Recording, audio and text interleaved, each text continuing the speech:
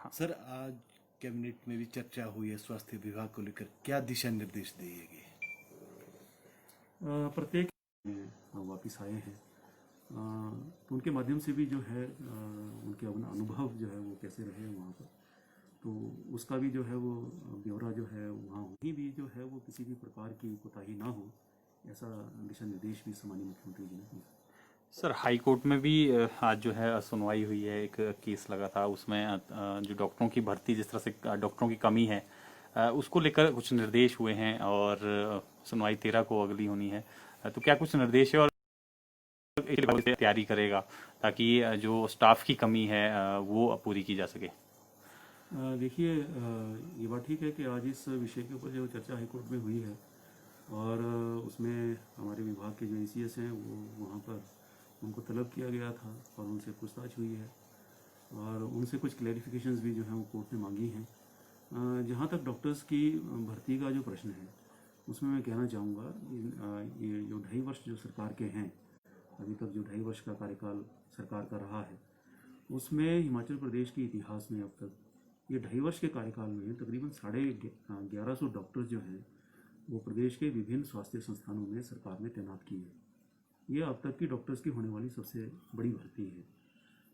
अन्य जो हमारे पैरामेडिकल कैटेगरी और अन्य जो कैटेगरीज़ के जो हमारे एम्प्लॉइज़ हैं विभाग में, उनको भर्ती करने की एक निश्चित प्रक्रिया है।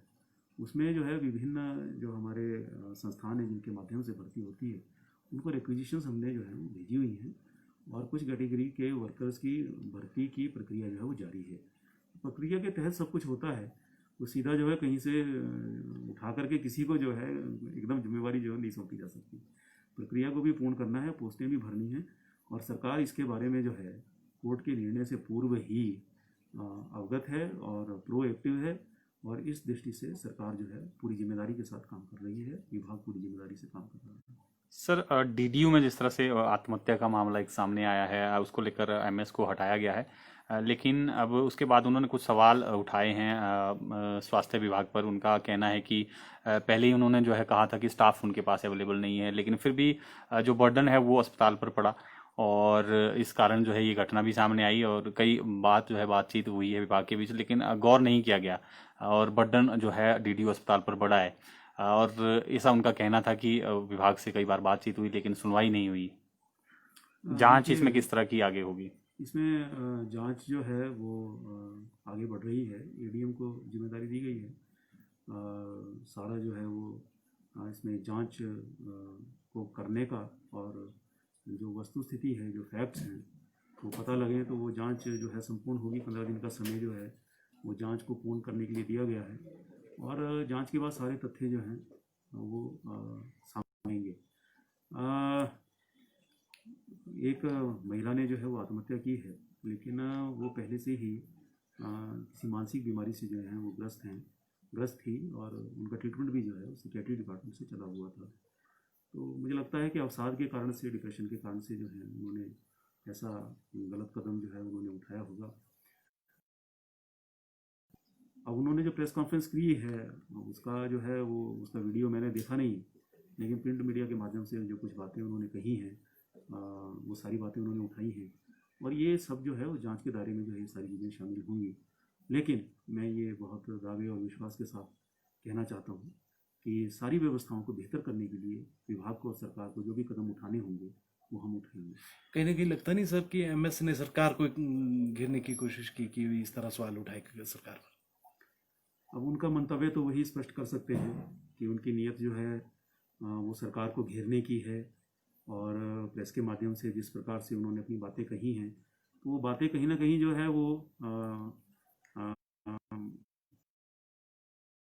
सरकार के अधिकारियों और हमारे समक्ष जो है वो सारी बातें रख सकते थे, लेकिन उन्होंने माध्यम जो है कुछ और चुना। तो उनका उस सिलेक्शन के विषय में जो माध्यम उन्होंने चुना उसके बारे में मुझे कुछ ज़्यादा नहीं कहना है, लेकिन कमियां जो हैं वो सभी सिस्टम्स में जो है वो रहती हैं। कितने भी बेहतर हम सिस्टम को बनाने का हम प्रयास करें, लेकिन कमियां खामियां तो रहती हैं। लेकिन कमियां खामियों के चलते भी सब चीज़ें जो हैं वो ठीक रहें। हर व्यक्ति अगर पूरी तत्परता के साथ काम करे, कर्तव्य निष्ठा के साथ काम करे, और बहुत लोग इस समय लगे हुए हैं, बोलते हैं जिनका जिक्र कहीं नहीं है और जो खुद भी कहीं जिक्र अपनी सेवाओं का नहीं करते हैं, बोलते भी नहीं हैं, ऐसे लोग इस कोरोना काल में हर स्तर पर जो है अपनी सेवाएं दे रहे हैं। ऐसे लोगों के हम धन्यवादी भी हैं और ऐसे लोगों के सर के ऊपर ही हैं जो सारी व्यवस्थाएं जो खड़ी हुई हैं। वो कमियों खामियों की ओर नहीं देख रहे हैं, लेकिन मेरा रोल इस आपदा की घड़ी में क्या है तो उनका ध्यान उस तरफ है। ऐसे लोगों का मैं कोटिशा में धन्यवाद करना चाहता हूँ। इसके अलावा सर, जिस तरह से महेंद्र सिंह जी ने भी सवाल उठाए थे आईजीएमसी प्रशासन को लेकर, और प्रदेश भर में कोविड केयर सेंटर को लेकर कई तरह की बातें